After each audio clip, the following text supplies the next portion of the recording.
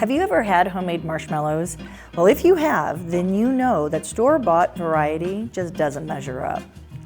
Hi guys, I'm Madeline here at Lakeside Table, and if you haven't already liked and subscribed, please go ahead and do that before we jump into our marshmallows. I sure would appreciate it. Okay, enough of that. Today is all about these fluffy pillows of puffy goodness, homemade marshmallows. These are best in hot chocolate, spread over s'more bars, used in campfire s'mores, or however you like to enjoy your marshmallows. There are 3 really cool things about making your own marshmallows. There's probably more, but I can definitely think of 3. First, you're not going to believe how easy these are to make. Second, you probably have everything you need to make these right now in your pantry. And the third, well, the third thing is probably just a lot easier if I show you. So definitely stick around and I will point that out when we get there. You know, if I'm going to go through all these hoops of making something like this, I want to see those little black specks that just scream, I'm super special. Besides, anytime I see these little tiny vanilla seeds, it just makes me all warm and fuzzy inside. So the first thing we're going to do is sprinkle 3 packs of gelatin over a ½ cup water and let this hydrate for at least 5 minutes. While the gelatin is softening up, simmer a ½ cup water over medium heat. Then stir in 1½ cups of sugar and let that dissolve.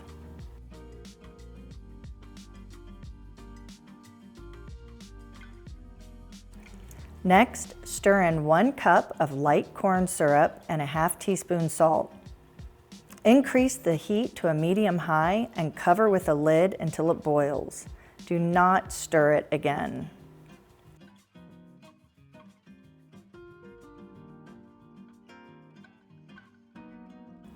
Once it reaches a boil, keep the lid on for another 3 minutes. Then remove the lid and watch the temperature with a candy thermometer. If your thermometer is hanging out at 225, 230 and not budging, don't panic. It's going to hang there as the water evaporates. Once it quits steaming, the temperature will start to rise quickly, so watch it carefully. All right, cool. All right, so there we are at 240, which is the softball stage.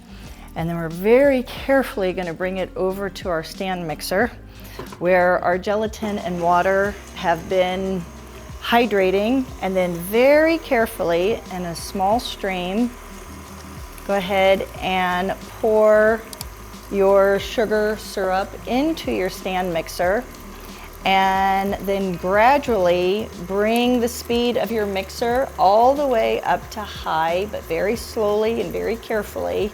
This is incredibly hot. And then you'll let that rock on and spin on its highest setting for about 15 minutes.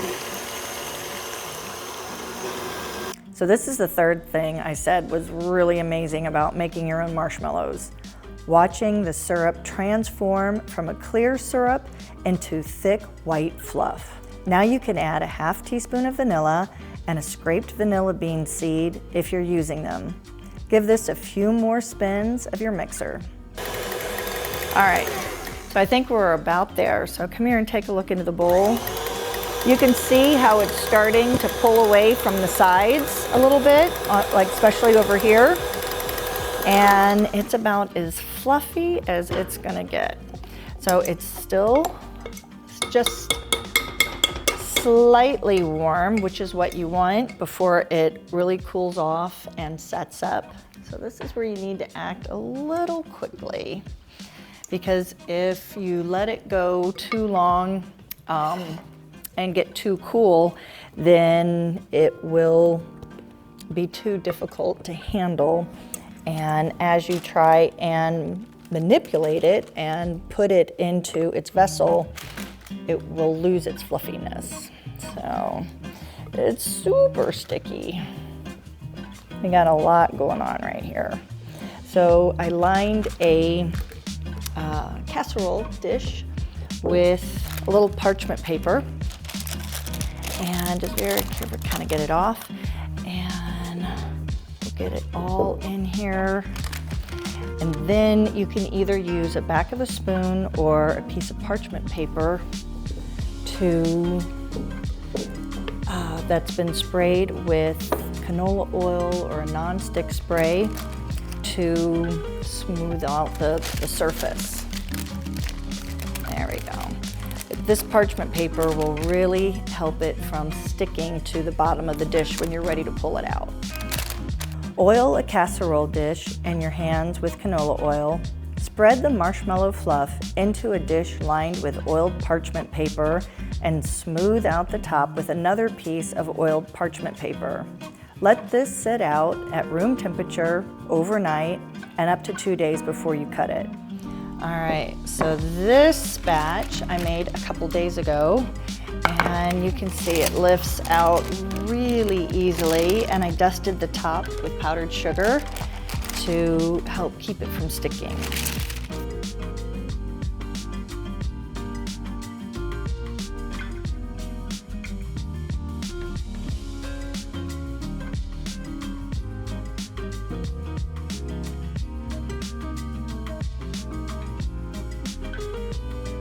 Coat the marshmallows with powdered sugar and keep them in an airtight container at room temperature.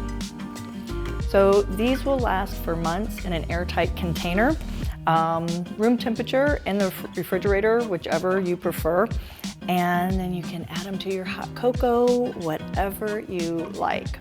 If you would like to print out this recipe, head over to lakesidetable.com. You'll find that recipe and many more over there. And then definitely come on back, join me for some more videos, and I will see you soon. Bye, guys.